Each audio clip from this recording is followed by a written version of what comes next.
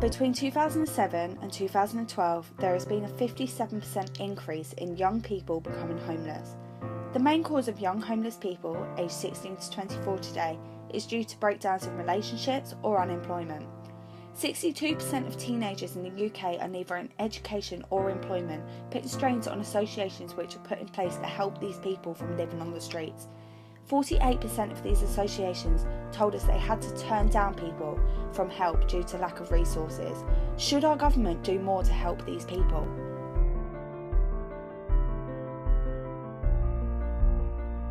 What do you think of when you hear the word homeless? Someone who's fallen on hard times, someone who's got nothing, someone who needs help. Violence, domestic violence. Individuals that have lost their homes due to poor financial conditions, and therefore they've just had to give up, they've been evicted and have nowhere to live. Do you feel sympathy for them? Yeah, definitely. Yeah. Very much so, especially in today's economic climate. Uxbridge College, based in Hillingdon, has a department called Student Support. Here I spoke to Sarah about the support they can provide for their students who have or are facing problems with becoming homeless or being kicked out.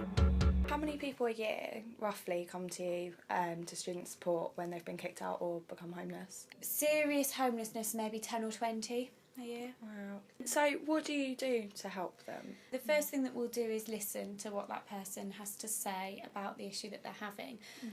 It depends very much on what their particular issue is and also what age they are as well, because there's different support for if you're under 18 or over 18. If they were 16, 17 and were actually homeless and didn't have anywhere to go that night, then we might have to get social services involved. Do you feel as a department in Uxbridge College that you do provide quite a lot of support for them? Yes, definitely. I mean, within our limitations, because we don't, at the end of the day, have any housing.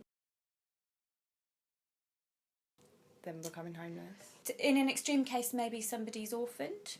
That does happen, and in that case then, again, if they're 16 or 17, they might end up becoming a looked after child by social services.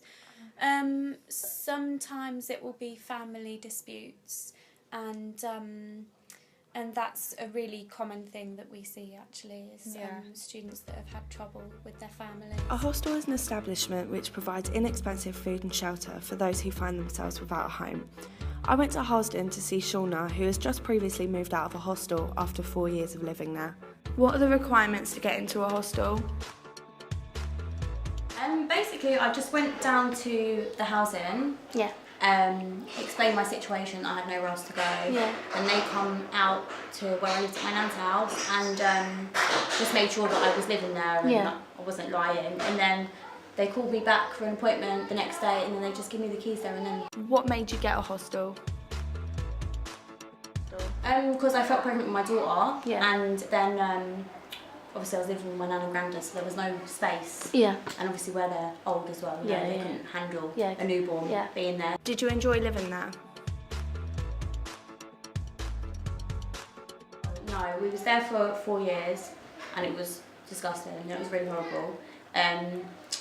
It had mice constantly, cockroaches, everything, you know, and the more you tell them, you know, they rang pest control maybe twice and then I done it. So you had to do everything by yourself? No help at all? No, and then if anything broke in there, you know, they wouldn't fix it.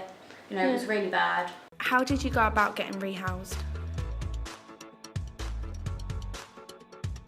Yeah, I literally just rang the private sector team and just told them, you know, that I'm not having it anymore. I was there for 5 years getting no help.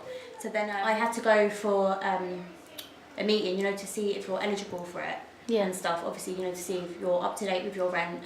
Then you have to wait like 2 or 3 weeks, you know, for that to all go through and be like verified and stuff.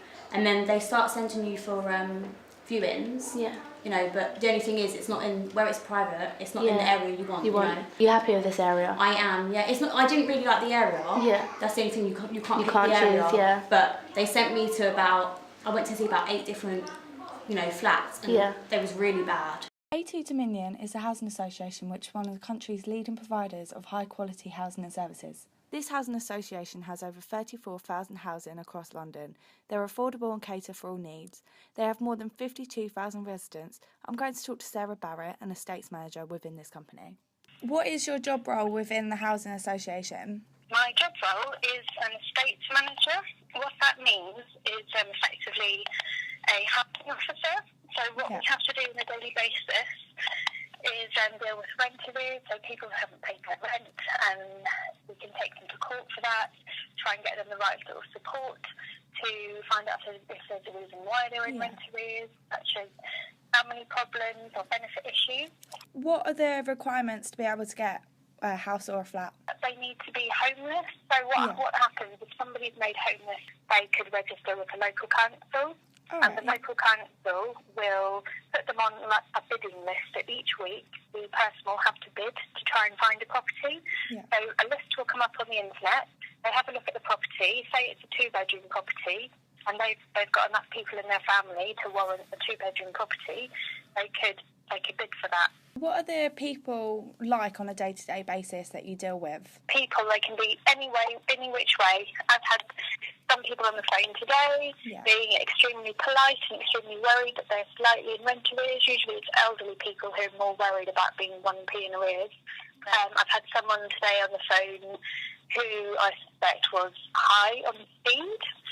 You know, we have families, single people, elderly people, younger people, we deal with all kinds of people, and they can be very nice.